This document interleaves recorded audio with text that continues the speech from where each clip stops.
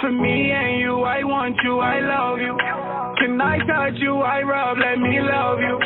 Put my dreams to the side only cause I trust you. Girl, I trust you, I love you, won't judge you. What's going on? Sevelocity back with some more unpredictability. We're going to talk about a few more things in this episode, a bit more structured. We're going to be talking about the Philadelphia 76ers, aka the clowns of the NBA, aka the second round exit every year, aka the team that always fails to meet expectations. Without further ado, this is Sean. Would you like to say anything to the people and your splendid team? The Philadelphia 76ers, I would say, are second in Evan's little soliloquy right there. Nobody will ever beat the New York Knicks. But Well, let me tell you something real quick. The Philadelphia mm, 76ers name lives up to the hype because if I had to grade them on a test out of 100, they would probably get a 76. They're just right there, just right straight C every year. That's just the way they play. better than a 0. The Knicks don't even submit their homework. That's what they do best. We're here to flunk the class real quick. So, Yep. Okay, everyone. Rather recently, James Harden decided to opt into his contract for his current deal with the Philadelphia 76ers. And the belief is that he will likely sign a 4-year contract. Future will have him booked with the Sixers through 2026 for him to get the bag.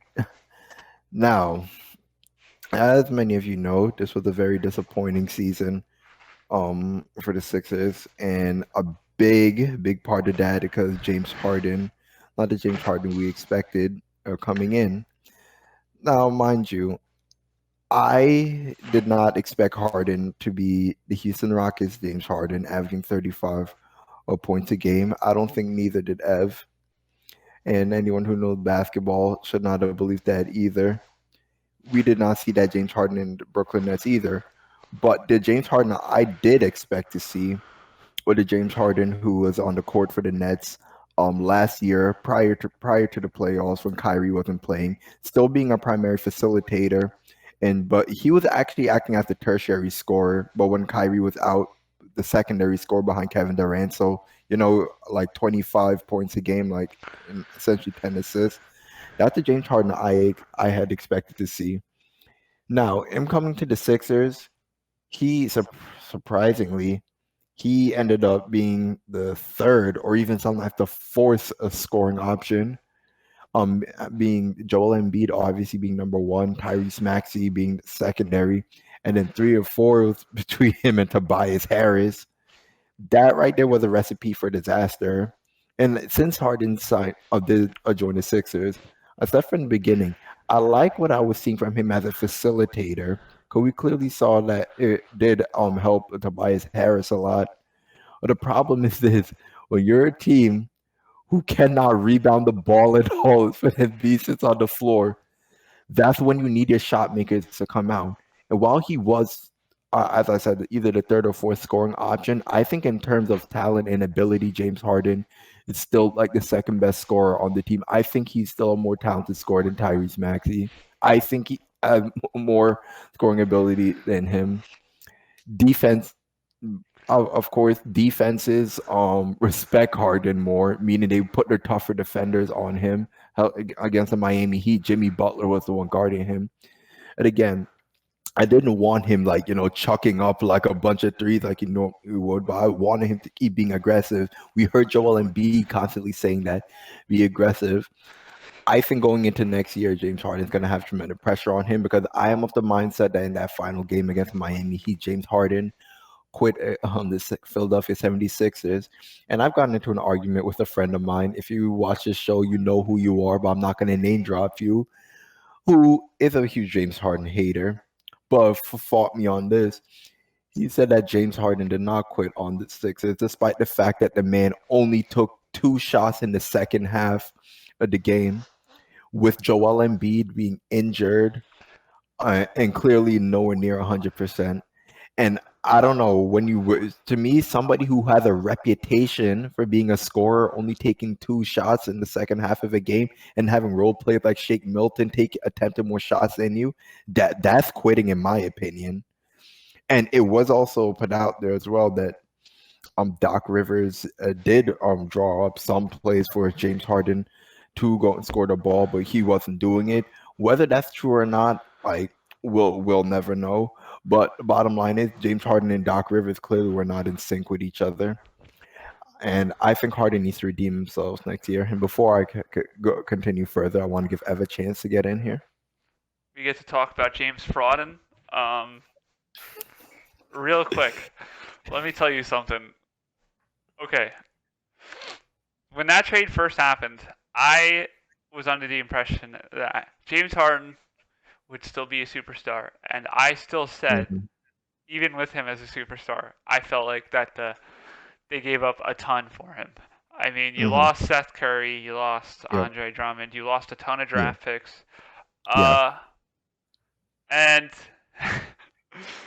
I don't want to get too blasphemous here, but it says a lot that Ben Simmons still hasn't touched the court, and Seth Curry has nearly matched your contributions solely in that trade for Brooklyn, along with Andre Drummond. That's pretty sad. Not saying that Brooklyn was successful, but I think that James Harden, similar to you, I didn't expect Houston James Harden, but I certainly expected at least Brooklyn James Harden, and we didn't even get that. We got a new version of James Harden that seemingly continues to get worse. Um, and I think that he did quit on Doc Rivers and the Sixers. I wouldn't say that he quit on the Sixers straight up, but I think he quit more on Doc Rivers directly. I think that there's something wrong between Doc Rivers and James Harden. I don't think Doc necessarily doesn't get along with him, but I think Doc tries to do a lot to help him get better, and I don't think James Harden's been very receptive to that. Um, but I also think that Doc Rivers isn't a perfect coach, so I think that's kind of give and take. Mhm. I mainly feel bad for Embiid because he's going to continue to put up these MVP seasons, and continuously he's going to have a coach who it's always questionable whether or not is the right fit for the team. He's a better fit than Brett Brown was, but he still doesn't feel like the guy for the Sixers. We have a player that we presumed was going to fit flawlessly into the lineup, but has at times abandoned the pick and roll and has abandoned scoring altogether. So I am not exactly excited to see what the Sixers do next year because I don't have a lot of hope for them. Um, I would probably do everything in my power to trade for another star or shop James Harden actively and fire Doc Rivers. I know that's controversial, but I don't think Doc Rivers is really the coach for Philly. And I think that they have reached their peak with their current roster standing, as in one game short of the finals. Or, I'm sorry. Nah, I'm sorry. I think where the Heat got eliminated is their peak. I don't think they're a finals team. I don't think they're capable of making the finals with the current roster. The Sixers. Yeah. I think moving forward, a big part of it will be first of all, Tyrese Maxey, they better hold on to him. He has such a breakout year and was phenomenal. Not an ounce of criticism for his contributions at all, because a big question mark was whether he would bring that same energy from the regular season into the playoffs. And he did. And he did, and some. He exceeded expectations as far as I'm concerned. And I believe, and he's super young. He's only just about 20. If he continues to grow, that will be tremendous for the Sixers. I don't know if this is too thinking ahead too far, but could he potentially become an all-star? Maybe. We got to wait and see, but maybe. Absolutely. I think so. Well, I'm sorry not to cut you off. There's been this argument all over Twitter about who everyone thinks is better between Jordan Poole and Tyrese Maxey, and I know most people, including yourself, are going to say Jordan Poole, but I am on the belief that Tyrese Maxey is better, and I think he's going to show that more next year. The thing is, I was on the fence about it too, but at the time where I said Jordan Poole, because I was thinking like from the beginning of the season, like toward the end, like before Klay Thompson came back, we saw like how much like they were relying on him offensively. But then but then adding Klay into the rotation, I feel like that kind of like hindered him a little bit reduce like some of his usage. He started coming off the bench, I believe, as Tyler well. Harrow So I role. was taking that into account. Tyler Harrow role. Yeah. Um, and that's not a slight to Jordan Poole. It's just I also think Jordan Poole is a little bit more inconsistent. Like I think Maxi's a bit more consistent. I'm Hmm. not saying he's wildly consistent, but more so than Poole. Uh, I'm curious to see what happens with Tobias Harris because it really depends on what the Sixers want to do. I mean, I, I believe I've been saying it for years. They need to trade him. They need to get out from under his contract. I don't know if they need to trade him. I think they just need to bring in a power forward and just make him not play power forward, please. That is also a good point. Bottom line is this, and you need another big man with Embiid. It can't be just him, guys. I mean, if you're like if I'm thinking from a perspective where I'm going to attack teams that are rebuilding potentially or could be rebuilding, I would do I would consider a deal where I'm throwing James Harden to the Hawks in hopes to get John Collins and Clint Capella. Is Clint Capella still on the Hawks? I believe so. Yeah. But at least John Collins too, because like if you're able to offer that and they're willing to accept that, and they can have James Harden and Trae Young, because I think that team is now kind of at a rebuilding phase once they've realized Bogdanovich, Danilo Gallinari, and Kevin Huerter and company aren't going to be strong enough of a bench and role players to carry them to where they want to go. I think they might start shopping guys outside of Trae Young. I mean, Trae Young could leave too, but I think they'll start shopping with guys like Bogdanovich and John Collins, because those are the two of the bigger central pieces that aren't Trae. So if they can get John Collins to play power forward for him, and then you could have Tobias play small forward, that'd be beautiful. I'll also say this about Harden as well. This is a perfect example too, where like some people forget that the basketball, while there's always going to be the conditioning of like having your skills up to par on the basketball court, your actual body's conditioning also like affects your game.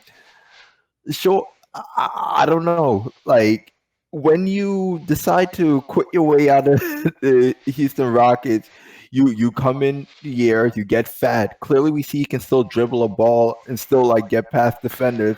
You come in fat, and then you force your way out going to Brooklyn.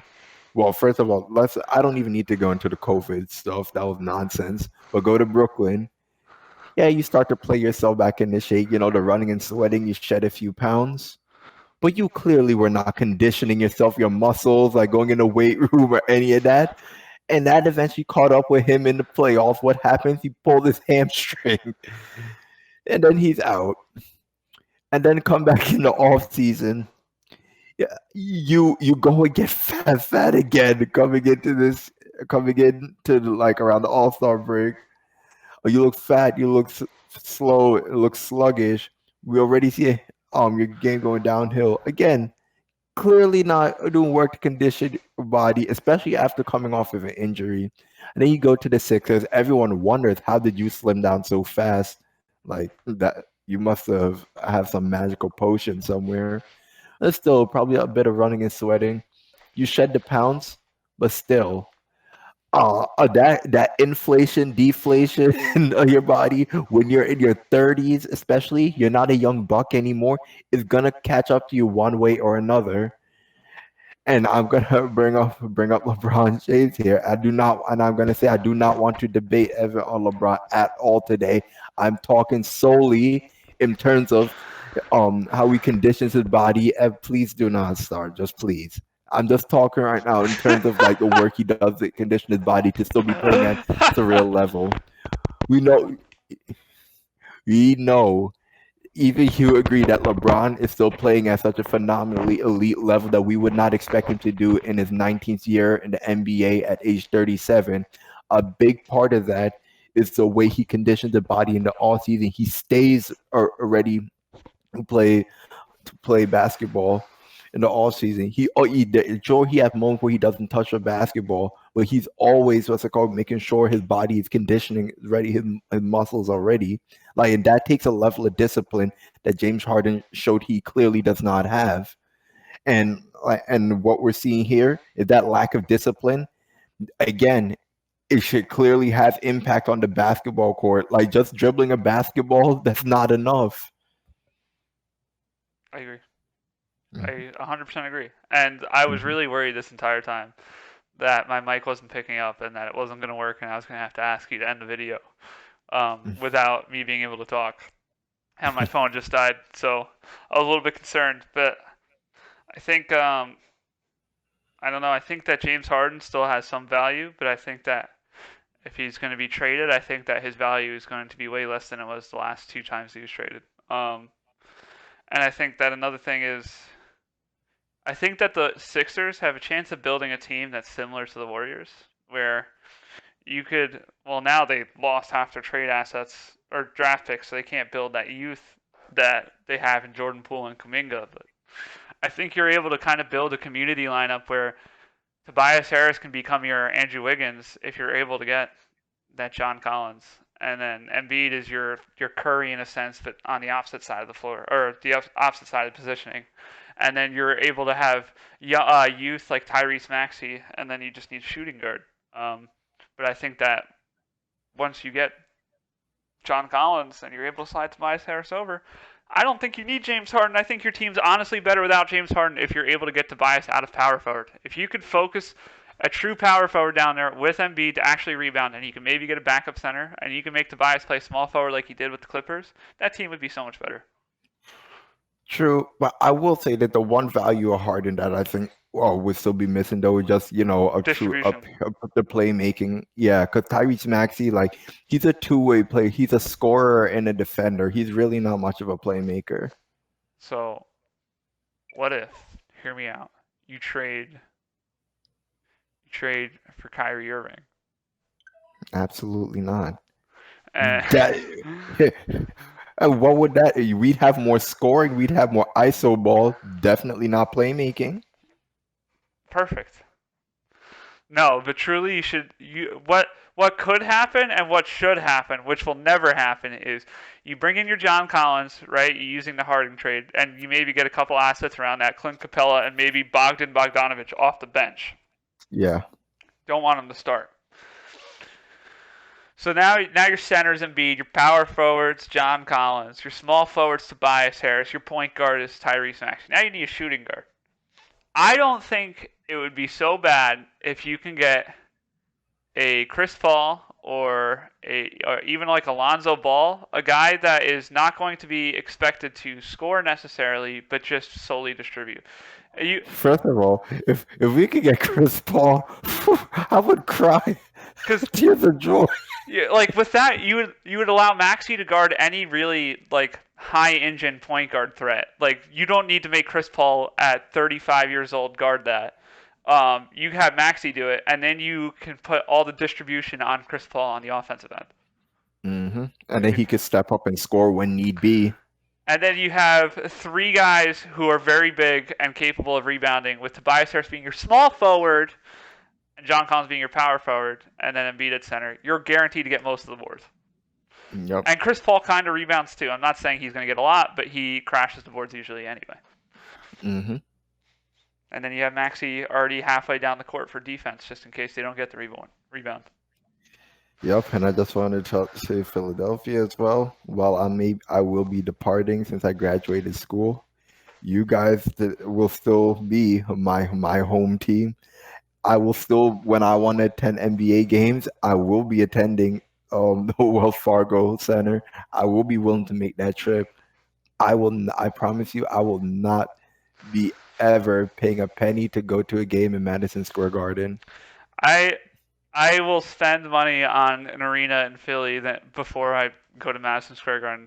Because let me tell you something, Mr. James Dolan. I am not paying $600 to watch some mediocre garbage team perform in front of me. I want to see quality, and I'm not going to pay $600 for that when I can go and pay probably $400 and be close to courtside in any other arena. That's disgusting. So, and to all you other Knicks fans out there, you guys should learn a thing or two from Ev here. he understands you guys putting money in his pocket and enables him to continue with the nonsense. You guys are the real frauds, all right? You Yeah, guys are the real it's like, frauds, paying to watch yes, that crap every day. yeah. You'd be surprised. Or the owner, what's a business owner's priority? Money. I bet you, if the people completely, what's the? I don't know. If boycotting would be the most appropriate term. But if you guys just completely stopped buying tickets, they still lost all ticket sales, jersey sales. You would be surprised how much change would happen in the Let, next higher ups. let me tell you something here. Mhm. Including $5 a gallon for gasoline. I could. It is cheaper for me to drive 2 hours to Philadelphia. 15 miles a gallon. It is like $20 for me to drive 1 hour. Okay, so that's like $40 driving down there, plus another $110, $120, $150 if you want to include a security deposit for a hotel room, and then $200 for a ticket that's going to be like 50 rows closer to the court. It is literally that is still cheaper than one Madison Square Garden ticket without the $60 in parking I'm going to pay, without the $20 in transportation I have to figure out. It is a joke. It's a joke. For hockey, I could take a plane to Tampa for $200 and 200. I could probably do $300 round trip. And the ticket to see the Lightning versus the Rangers was $200. That's $500 total. And guess what? One ticket, Madison Square Garden, same series, $650 to start, all the way in the back. I literally could almost go down to Florida for the same price that I could buy that ticket before any other expenses.